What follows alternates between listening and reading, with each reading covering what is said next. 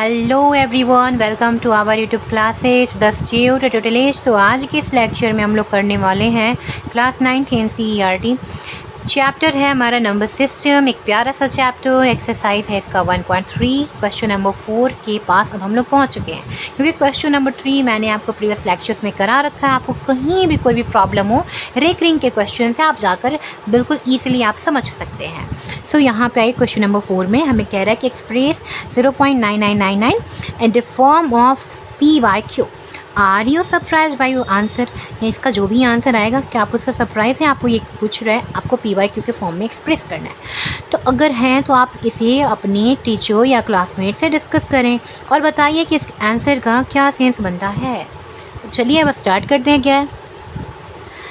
सो देखिए हमारा ये है 0.99999 अप टू इन्फिनिटी, है ना।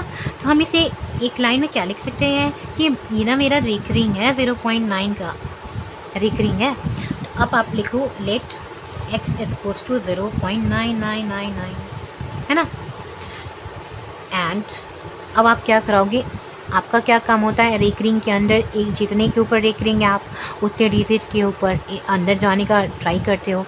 इसके अंदर रेकरिंग के अंदर चले जाए, मतलब यहाँ पे ज़ीरो ना हो, यहाँ पे ये वाला डिजिट आ जाए, जिसके लिए एक बार आप यहाँ पे जंप कर जाते हो। मैंने सारे के सारे प्रीवियस क्वेश्चन में समझा रखा है, अगर आपको डिटेल में कहीं भी समझना है आप जाकर देख लेना। तो यहाँ पे देखो तो क्वेश्चन नंबर फर्स्ट मान लेंगे, सपोज कर लो, है ना। अब यहाँ पे करो मल्टीप्लाइंग बोथ साइड्स बाय 10 से दोनों साइड में मल्टीप्लाई करा देते थे इसके बाद, है ना। तो यहाँ पे क्या बन जाएगा, यहाँ पे 10 से कराओगे तो 10x, यहाँ पे 10 से कराओगे तो देखो ये एक बार पीछे जंप कर जाएगा, है ना। करा के देख लो आप मल्टीप्लाई, ये चलता आएगा। आप इसे क्वेश्चन नंबर सेकेंड सपोज कर लो। नाउ सब्ट्रैक्ट करा दो, सब्ट्रैक्टिंग इक्वेशन 1 फ्रॉम 2 हमें क्या मिलेगा, we get 10x minus 10x equals to 9.9999, है ना।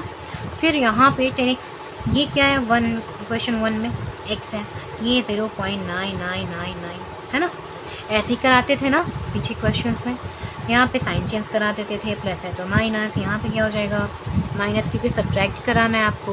तो ये साइड देखो पॉइंट की ये साइड 0, 9 से 9 गया 0, 9 से 9 गया 0, 0, 9 में से 0 जाएगा 9 बचेगा।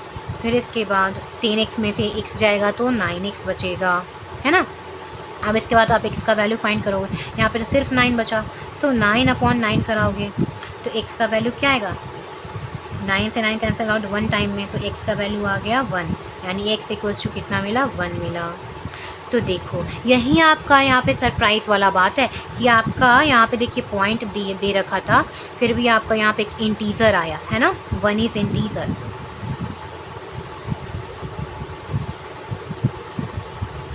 वन इज़ एन इंटीजर, है ना। यहाँ पे 1 आपका एक इंटीजर मिला।